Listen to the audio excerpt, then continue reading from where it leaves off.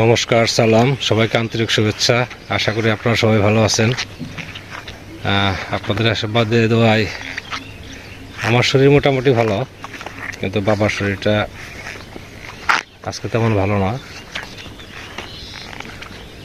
হয়তো food poison হয়েছে এরকম আর কি। তো যাচ্ছি সিংজুরি গোসল আনার জন্য। তাছাড়া সিংজুরি আরও কিছু কাজ আছে, সদাই পাতে আনতে হবে। আজকে প্রচুর কুয়াশা পড়ছে, আরও কুয়াশা ছিল। আজকে হঠাৎ করে অতিরিক্ত কুয়াশা।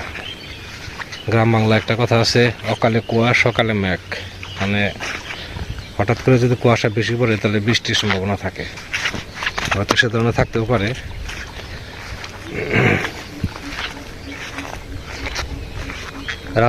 হাঁটার রাস্তা কুয়াশায় পিছলে গেছে,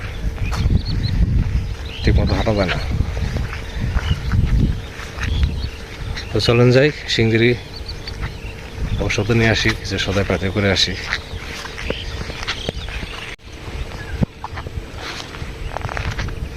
এই জমিতে এত পরিমাণ জল দিছে, এই জমিতে আর ধান হবে না, ধান তলিয়ে গেছে। নিচু জমি তো, চারিদিক থেকে জল আসে, একটু একটু করে জল ভরে যায়।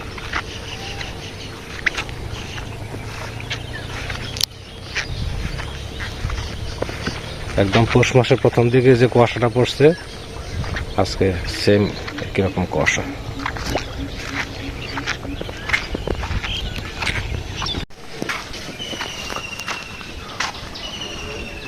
হাঁটতে হাঁটতে চলে আসছি সিংড়ি বাজারে।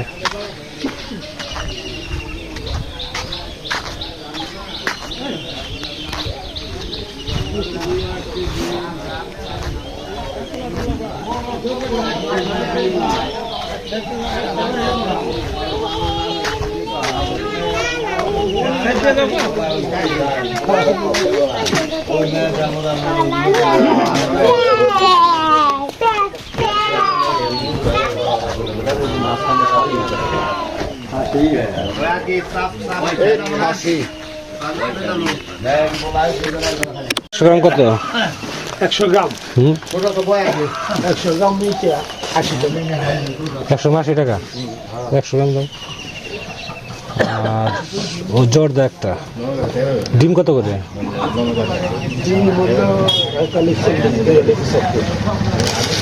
দুয়ারে ডিম আর সুপারি, জর্দা আর মুড়ি তো নিয়ে লাগবে না।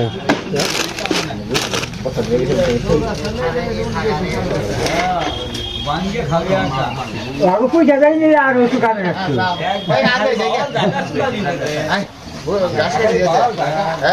গাছ কাটা না হলে বিকালে গলি নিয়ে যাবো, ধামরাই নিয়ে যাবো। আমরাই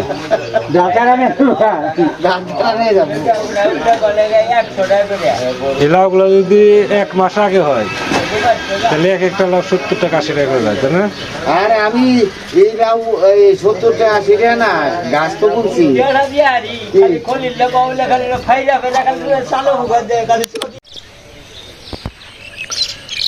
বাড়িতে চলে আসলাম। ধনিয়া পাকা পাকা হয়ে আসছে, এটা ঈদের মধ্যে তোলা যাবে। আর 1 সপ্তাহ 10 দিন এরকম।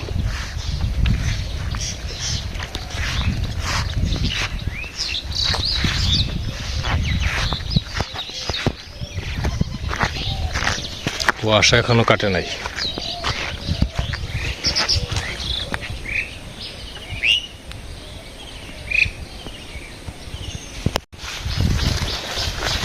কি বিরতি? না, ওই যে ইয়ে রাখাই গেল। আমরা 3 জন বিরতি, 4 জন রাখাই গেল। গ্যাস খাওয়া শেষ, কাটলে শেষ হবে নাকি? না, কাল শেষ হবে। কালকে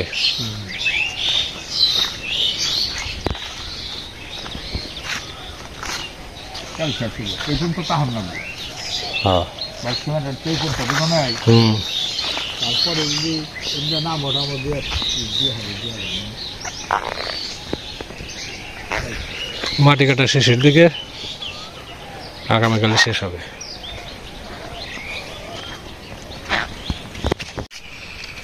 শরীর কেমন? কমছে? কি যে সমস্যা ছিল রাত ভরা ওষুধ খাওয়ার পর কমছে? আর তো যাও নাই? শরীর আর দুর্বল?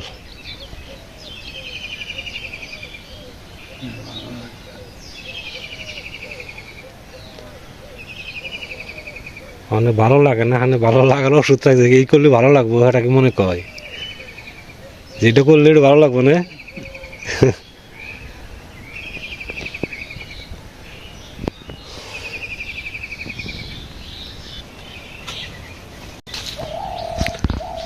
নিচের জমিতে কাজ করতেছি, একা একা কাজ করতে বেশি সময় ভালো লাগে না, 2-3 জনে মিলে করা যায়, তা গল্পে গল্পে কাজ অনেক আগায়। গতকালকে তো এই যে এই জমির আগাছা পরিষ্কার করা হয়েছে,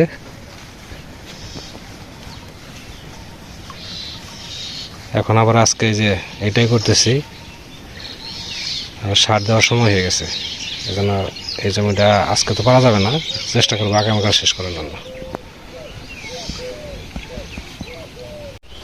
সিমেন্টের খালি বস্তাগুলো বিক্রি করে দিলাম, 30টা বিক্রি করলাম, আর দুটো নষ্ট হয়েছে, আর 7-8টা রেখে দিলাম আর কি, টোটাল 40 বস্তা ছিল। তো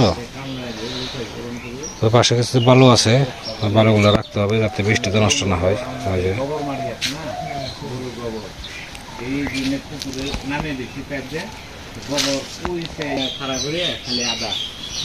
আবার ওদের মধ্যে লাউ খাবার কালা খাবার বেশি করে দিয়ে দেবো, বস্তার মধ্যে আধা কেজি করে মেরে দেবো। এর মধ্যে কি আদাও বুনবেন? আদাটা বেশি পদ্ধতি, এই কারণে 200 বস্তা জোগাড় করবো। না আদা তো 100 বস্তায় আদা বুনমু, হ্যাঁ 100 বস্তায় হলুদ বুনমু। আবার ইয়েতে দেখলাম এই যে ছোট ছোট পলিথিন, মানে যে 1-1.5 কেজি মাটি, 2 কেজির মতো মাটি হবে, 2 কেজি মাটি যে গোবর টোবর দিয়ে ধরেন যে 5 কেজি ওয়েট হবে সর্বোচ্চ, ওর মধ্যে লাউ বুনতেছে, শসা, সব করলা সব ঝুলে ঝুলে রাখছে, বাঁশ বেঁধে দিয়েছে না, বাঁশের মধ্যে ওগুলো ঝুলে রাখছে, তার মধ্যে চারা বুনছে, ওগুলো ফলন বেশি আসে। কত পদ্ধতিতে চাষ, আবার দেখছি ভাসমান অবস্থায় কচুর পানার উপরে মাটি দিয়ে লাউ চাষ। ওটা তো আমি করলে করতে পারবি। ওই যে এই যে পুকুরে পাড়ে এই যে এনে থেকে যেখানে যে বাড়ির পশ্চিমে আমার একটা জাংলা, হ্যাঁ জাংলা থেকে একদিনে 20টা কাটছিলাম লাউ, খালি সাইজের বড় বড়, ছোট্ট একটু আনে খালি, এই যে পাকঘরটা এইটুকু একটা জাংলা দিচ্ছি, এর থেকে 20টা কাটছিলাম, কচুরি পানার উপরে যে দিয়েছিলাম না, পুরা পুকুরের কাগজ সাফ করে বসার মধ্যে অনেক টেবা দিয়ে, সেই টেবার উপরে এনে যে বিদ্যালয় থেকে ওইটা এনে 2টা 20 গুণ চাল, ইয়াকুব আলামিন, হ্যাঁ 2টা 20 গুণে থেকে চাল, পরে যে গাছ বাইবেন হয়েছে, পরে ওইটি 4টা খোঁড়া গায়ে এমনি খালি 4টা বাস খালি ছুঁয়ে দিচ্ছে, দাঁড়ালা ওটার উপর দিয়ে বাইছে। এই যে কদিন আগে 20টা কাটছি, আবার যাইছে না বাংলায় জায়গা নাই, এত লাউ আসছে। হ্যাঁ পচা ইয়ের মধ্যে লাউ বেশি। আবার ওই যে মোরা যে বাড়ির আগে জাংলা দেখেন, ওন থেকে আমার তো 5-6টা লাউ খাইছি বাড়ির আগে জাংলা থেকে, আর এখান থেকে খাইছি 20টা, আরো 30-40টা গাছে রয়েছে। আমি দেখছি কচুরি পানারি দিলে না নিচে, ওটার মধ্যে লাউ বেশি ধরে, লাউ বড় হয়, ধরো বেশি। তো মাঠের কোনো আকারই নাই, খালি কচুরি পানার উপরে গাছ কি এইরকম মোড়া হয়ে উঠছে না, একটা গাছ গোড়া একবার ওরা ছেয়ে নিচ্ছে।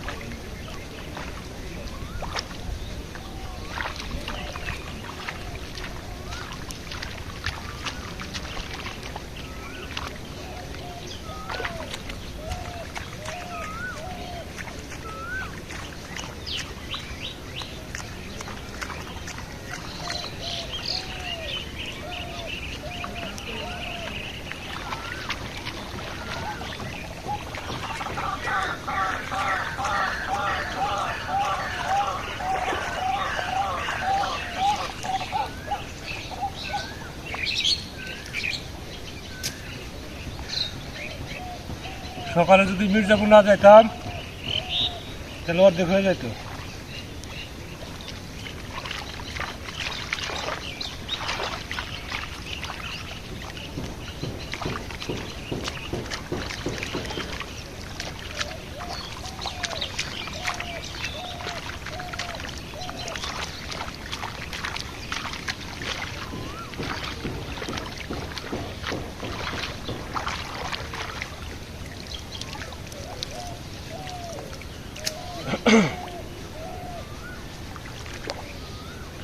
সিংজুরি যে অনেক সময় দেরি হয়েছে, যার জন্য পিছিয়ে গেলাম।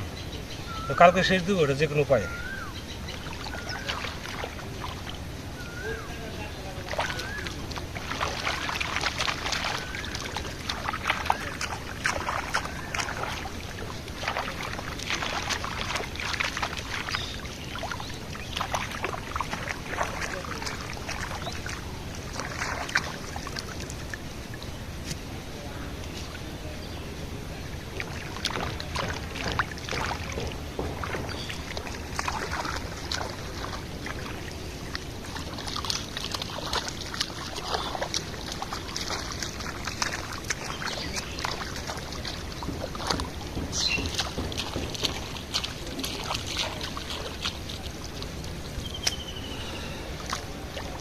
আর 1 ঘন্টা কাজ করলে অর্ধেক হবে, কিন্তু 1 ঘন্টা কাজ করার সময় নাই।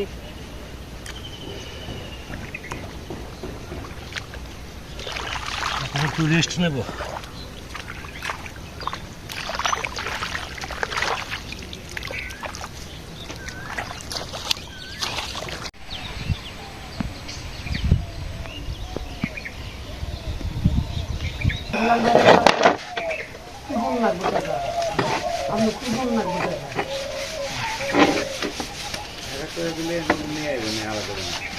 মা ঘুরছে একটা বারান্দায় ছিল, ময়লা পড়ে গেছে।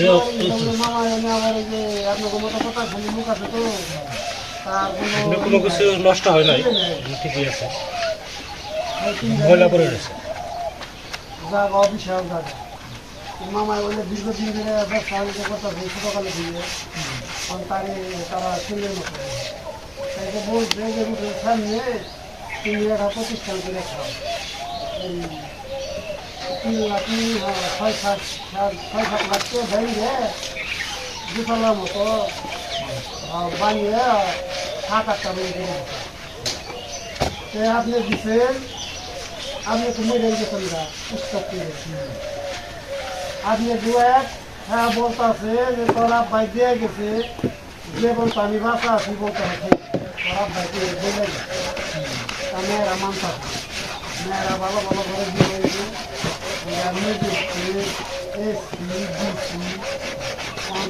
জায়গা দানে হয়ে বলা 10তলা 15তলা ভবন করে ভাড়া দিলে প্রতি মাসে আমি 8 লক্ষ টাকা ভাড়া মামার মনে করে সরাই না সরিয়ে দিব। তা আপনার ওয়াইফে বলতেছে না তোর বাপ ভাই দিয়ে গেছে দেখেন। গল্পের আসলে আবার জীবনটা যোগ দিছে, 4 জনে মিলে গল্প করতেছে। এটা ভাঙছে ভেঙে বিক্রি ভেঙে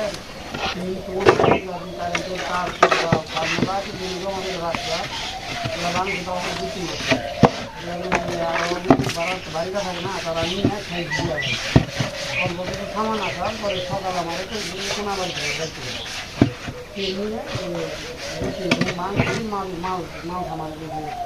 এখন এটা একটু ধুয়ে টুয়ে ফুল পাড়াতে নাই যে, তারপরে পাইপ দিয়ে জলের বাড়ি দিলেই পরিষ্কার হয়ে যাবে।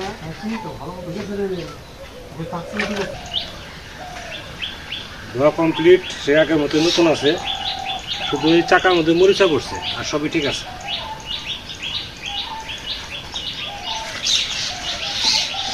যে কোনো জিনিস ব্যবহার না করলে সে জিনিসটা সেরকম থাকে না, ব্যবহার করলে জিনিসটা ঝকঝকা থাকে। হুইল চেয়ারটা আছে, মা নেই, স্মৃতি তো রয়ে গেছে। একদিন হুইল চেয়ারে না ঘুরালি বলতো আমার ওটাই হুইল চেয়ারের তো সে ঘোরা, এই সারা বাড়ি ঘোরা লাগতো প্রতিদিন।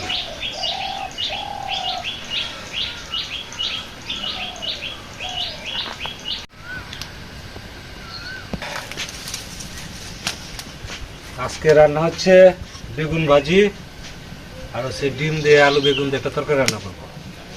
কাছে লাউ আছে, একই সবজি আর ভালো লাগে না, এখন কোনো সবজি ভালো লাগে না। নিজের যে কিছু যে মাছ নিয়ে আসবে সেই সময়টা পাইতেছি না। জমিতে সারটা দেওয়া হবে, তারপরে যে সময় পাবে, অর্থাৎ কালকের দিন যাওয়ার পরে একটু সময় পাবো। কালকে চেষ্টা করবো জমিটা শেষ করে সার দেওয়ার জন্য।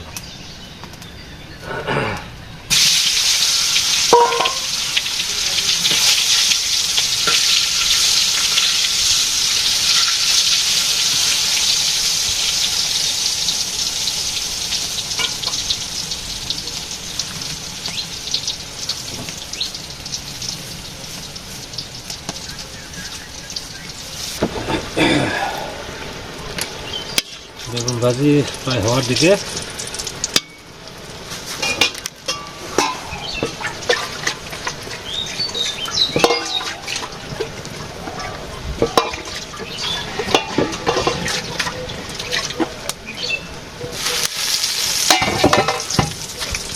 ভাজি নামে কিনবো।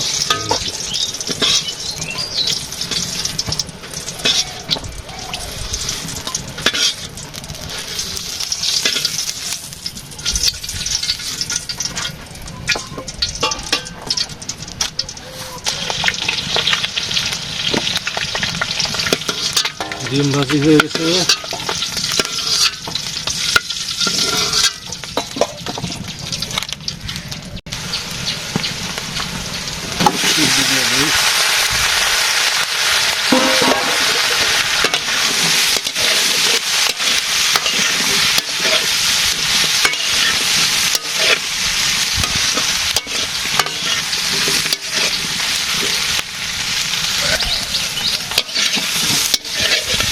সবজি কষানো হয়ে গেছে, আমাদের জল দিয়ে দেবো।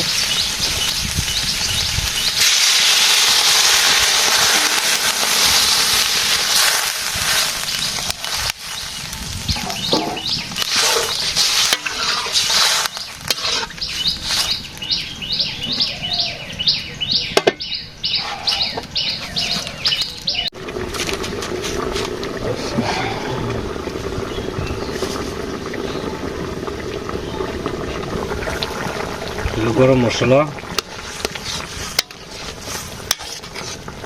ডিমও দিয়ে দেই।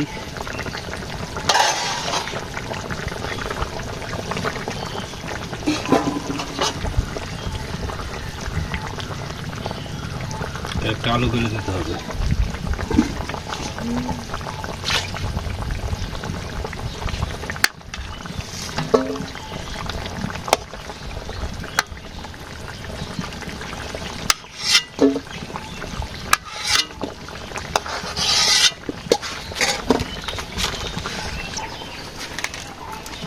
তরকারি হয়ে গেছে।